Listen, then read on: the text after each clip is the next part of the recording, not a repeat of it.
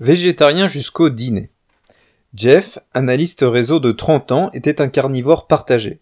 Il lisait sans arrêt des choses sur les bénéfices pour la santé à manger moins de viande, sans parler des horreurs de l'industrie agroalimentaire. Et puis en face, il y avait la joie d'un burrito à la viande hachée, d'une pizza au pepperoni, d'un hamburger et de bacon au petit déjeuner. Jeff savait que devenir végétarien apaiserait ses soucis d'ordre éthique, mais quand une part de pizza était à portée de main, son désir d'être une meilleure personne se dissolvait dans la vapeur qui s'échappait du fromage fondu. Ses premières tentatives pour manger moins de viande résultèrent en certains effets de compensation morale particulièrement créatifs. Il se rendit compte qu'il utilisait un ingrédient végétarien pour annuler le mauvais côté d'un ingrédient non végétarien. Il commandait, par exemple, une petite assiette de chili végétarien pour apaiser son sentiment de culpabilité pour avoir commandé un burrito à la viande. Ou bien il utilisait ce qu'il avait pris au petit déjeuner pour déterminer si ce serait une bonne journée ou une mauvaise journée. S'il mangeait un œuf avec du bacon pour le petit déjeuner, ce serait une mauvaise journée, ce qui signifiait qu'il était libre de manger de la viande au déjeuner et au dîner aussi. Demain, se disait-il, ce serait une bonne journée, du début jusqu'à la fin. Plutôt que de s'autoriser à être bon certains jours et mauvais d'autres jours, ce qui, comme on pouvait s'y attendre, menait à plus de mauvaises journées que de bonnes, il décida de relever le défi de réduire la variabilité de son comportement. Il fixa la stratégie suivante. Végétarien jusqu'au dîner. Il s'imposait de ne manger que des aliments végétariens jusqu'à 18h, après quoi, il pouvait manger tout ce qu'il voulait. Avec cette règle, pas moyen de manger un hamburger à midi et de se dire qu'il ne prendrait que des brocolis au dîner. Et il ne pouvait pas prendre l'excuse des céréales du matin pour justifier des ailes de poulet au déjeuner. Cette approche est une formidable façon de mettre un terme à l'éternel débat intérieur. Ai-je mérité une récompense ? Quand Jeff devait choisir entre le sandwich jambon-fromage ou le wrap au houmous pour son déjeuner, la nouvelle règle rendait la décision facile. Le déjeuner est végétarien, un point c'est tout. Suivre une règle quotidienne aide aussi à ne pas se laisser leurrer par l'illusion que ce que vous ferez demain sera totalement différent de ce que vous faites aujourd'hui. Jeff savait que s'il enfreignait la règle ne serait-ce qu'un seul jour, il serait obligé, conformément à la consigne de l'expérience, de l'enfreindre tous les jours pour le reste de la semaine. Même si le sandwich jambon-fromage avait l'air appétissant, il ne voulait vraiment pas laisser tomber son objectif pour une semaine entière. Vu sous l'angle d'une nouvelle règle à suivre et non comme l'exception, le sandwich perdait soudain de son attrait. Y a-t-il une règle, supportable à vos yeux, qui vous aiderait à mettre un terme à l'espèce de débat intérieur qui vous fait vous écarter de votre objectif ?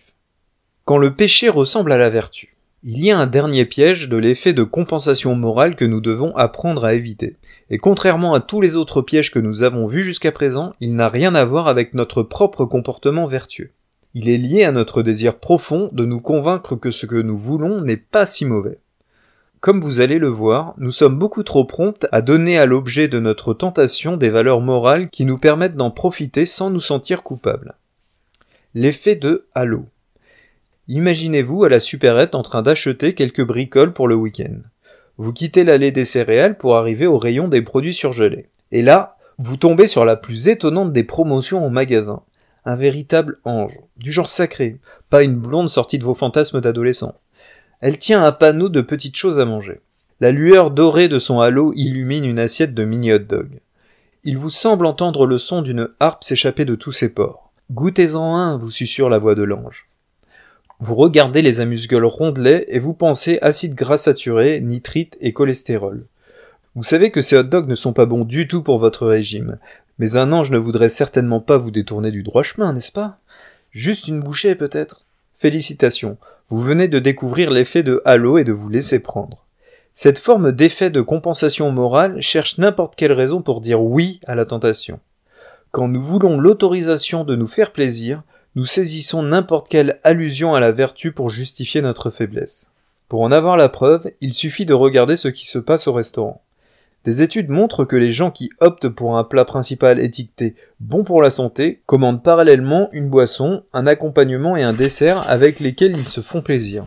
Bien que leur but soit d'être en bonne santé, ils finissent par consommer plus de calories que les gens qui commandent une entrée classique. Les chercheurs dans le domaine des régimes alimentaires appellent cela l'effet de halo de la santé.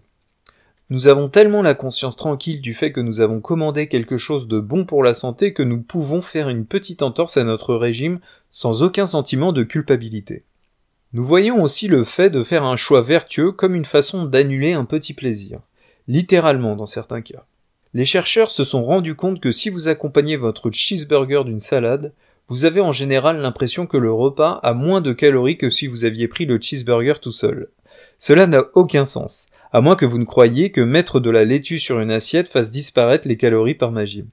À en juger par ce que les gens commandent au cinéma ou dans les restaurants, je dirais que beaucoup d'entre nous s'imaginent que les sodas light ont le même effet de réduction de calories. Ce qui se passe, c'est que la salade brouille le jugement des convives.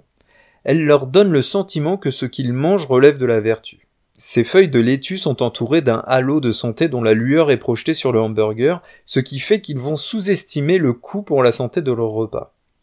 Ceux qui font un régime, et qui sont donc censés savoir le mieux comment compter le nombre de calories apportées par les aliments, étaient les plus sensibles à l'effet de halo, retirant 100 calories à leur estimation quand ils ajoutaient une salade. On trouve des effets de halo un peu partout, dès qu'on peut associer un petit plaisir à quelque chose de plus vertueux.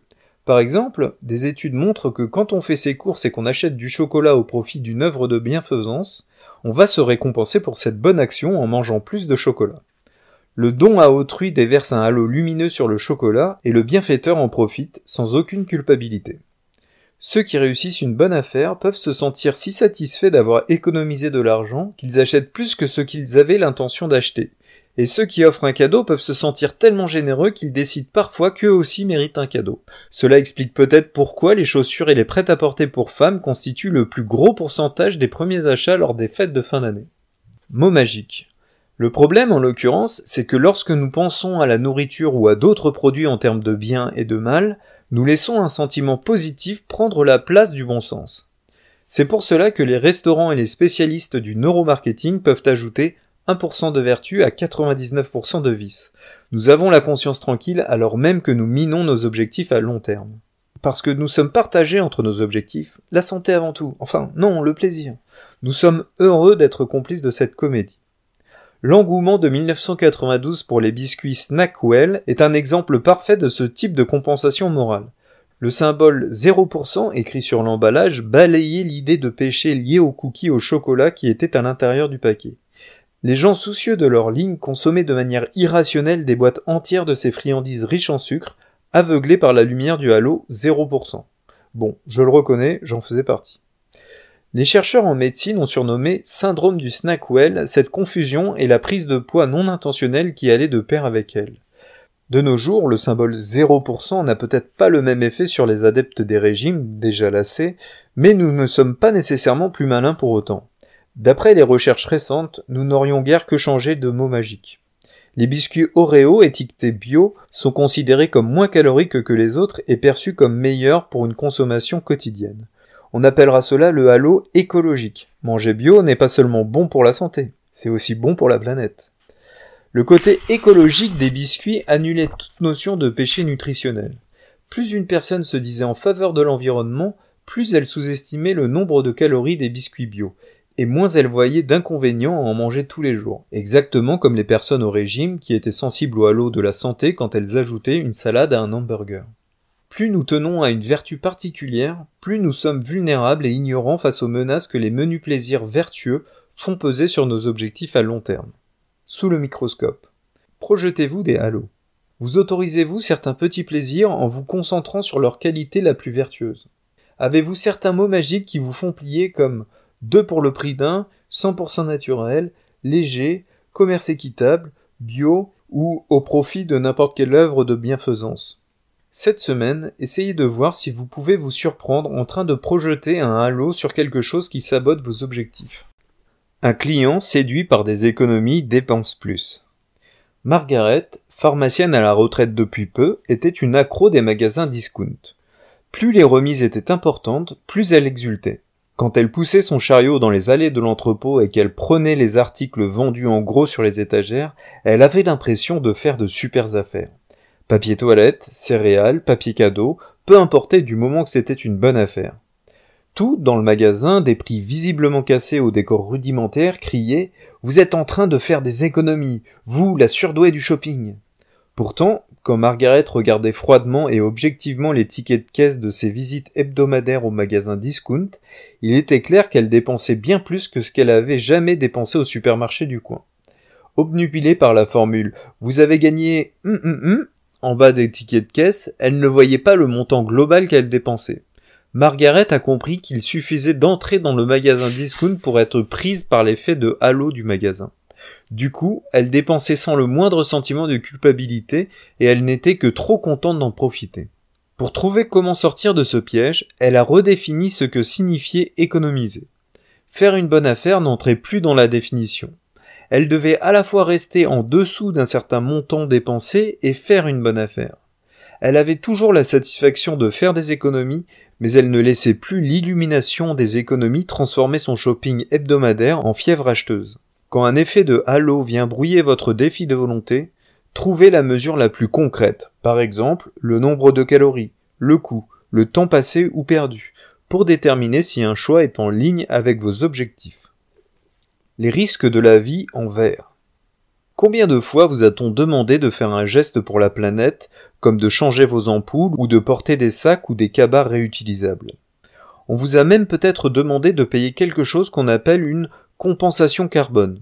En gros, il s'agit d'une peine financière pour votre utilisation d'énergie et votre surconsommation. Par exemple, les voyageurs qui se sentent coupables vis-à-vis de l'environnement parce qu'ils voyagent en première classe peuvent débourser un peu plus d'argent pour que la compagnie aérienne plante un arbre en Amérique du Sud. Toutes ces actions, en soi, sont bonnes pour l'environnement. Mais que se passe-t-il si ces actions changent la façon dont nous nous voyons? Vont-elles nous convaincre que nous nous soucions de la planète et nous pousser à faire un geste pour l'environnement chaque fois que c'est possible? Ou ces choix vertueux pourraient-ils, au contraire, contribuer à nuire à l'environnement en nous rappelant sans cesse notre vertu en matière d'écologie? Ce raisonnement a commencé à me préoccuper lorsqu'une étude a montré que penser vert déclenchait un effet de compensation morale. Les gens ont déjà l'impression de faire quelque chose de bien rien que lorsqu'ils naviguent sur un site de vente de produits écologiques, comme des batteries rechargeables ou des yaourts bio. Mais penser vert ne mène pas toujours à des actions vertueuses. Cette étude a montré que les personnes qui décidaient effectivement d'acheter un produit respectueux de l'environnement avaient plus de chances à tricher ensuite à un test à l'issue duquel elles toucheraient de l'argent pour chaque réponse correcte. Et elles étaient plus enclines à voler quelques billets en plus dans l'enveloppe dans laquelle on leur avait dit de prélever leurs gains. Ainsi, la vertu liée au fait d'acheter des produits verts justifiait apparemment les péchés que sont le mensonge et le vol. Même si vous ne pensez pas que conduire une Prius va faire de vous un menteur, les résultats de cette étude sont troublants. L'économiste Matthew Kochen de Yale a mis le doigt sur le problème suivant. Les petites actions en faveur de l'environnement vont réduire le sentiment de culpabilité à la fois des consommateurs et des entreprises et, ce faisant, vont entraîner des comportements nocifs plus graves. On se soucie peut-être de l'environnement, mais faire des changements radicaux dans sa vie n'est pas chose facile. On peut être accablé par l'ampleur du réchauffement climatique et de la pénurie d'énergie et par ce qu'il faudrait faire pour éviter la catastrophe. C'est pour cela que nous sommes prêts à sauter sur tout ce qui nous donne l'impression d'avoir fait notre part, pour pouvoir arrêter de penser aux problèmes. Et une fois que nous sommes débarrassés de notre anxiété et de notre sentiment de culpabilité, nous nous sentons libres de retourner à nos vieilles habitudes de gaspillage. C'est pour cela qu'utiliser un sac réutilisable peut être considéré comme un permis d'acheter plus, planter un arbre comme un permis de voyager plus, et changer vos ampoules comme un permis de vivre dans une plus grosse maison qui sera plus gourmande en énergie. La bonne nouvelle, c'est que tous les actes pro-environnement ne débouchent pas sur un étalage de sa richesse et des orgies d'émissions de carbone sans aucune culpabilité. Selon les économistes de l'université de Melbourne, un effet de compensation morale est à craindre lorsque les gens paient une sanction pour un mauvais comportement. Par exemple, lorsqu'ils versent 2,50 $ pour planter un arbre par compensation pour le coût carbone de leur consommation domestique d'électricité. Le sentiment de culpabilité du consommateur vis-à-vis de l'environnement est soulagé, ce qui accroît le risque qu'il se sente en droit de consommer plus d'énergie. On assiste à un effet similaire pour d'autres politiques de sanctions pourtant pleines de bonnes intentions.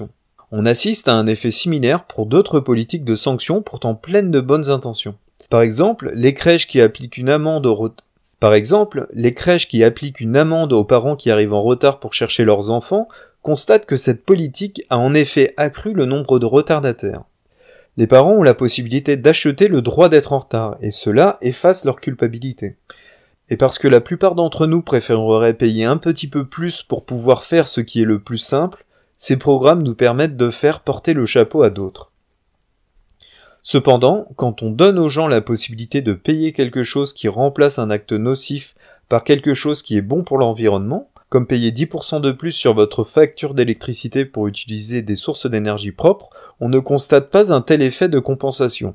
Pourquoi ? Selon les économistes, cette sorte d'acte écologique réduit moins la culpabilité qu'il ne renforce le sens de l'engagement du consommateur vis-à-vis de l'environnement. Quand nous payons un peu plus pour utiliser l'énergie solaire ou éolienne, nous pensons « je fais partie de ceux qui font ce qui est bien pour la planète ». Et ensuite, nous trimballons avec nous cette identité, cherchant d'autres moyens de vivre nos valeurs et d'atteindre nos objectifs. Si nous voulons susciter un comportement écologique chez les autres, il vaudrait bien mieux renforcer leur identité en tant que personnes qui se préoccupent de l'environnement, plutôt que de leur donner l'occasion d'acheter le droit de faire fondre les calottes polaires. Cela est valable pour n'importe quel type de changement positif, y compris quand on essaie de se motiver soi-même. On doit sentir qu'on est le genre de personne qui veut faire ce qu'il est bien de faire. En fin de compte, l'effet de compensation morale est fondamentalement une crise d'identité. Nous ne nous récompensons que pour notre bon comportement que si nous croyons que celui que nous sommes vraiment est le vilain qui est en nous. Vu sous cet angle, tout acte de self-control est une punition, et seuls les petits plaisirs que l'on s'accorde sont une récompense.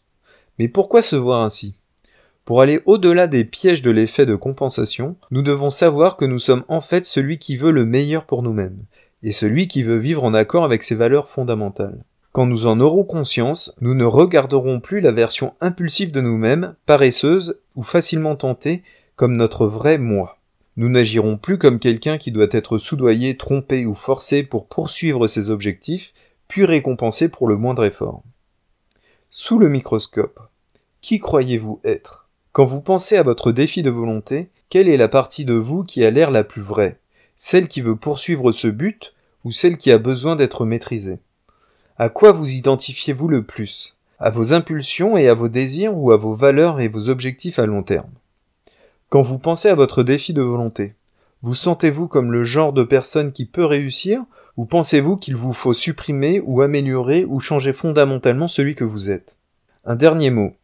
Dans votre quête de self-control, c'est une erreur que d'encadrer moralement chaque défi de volonté.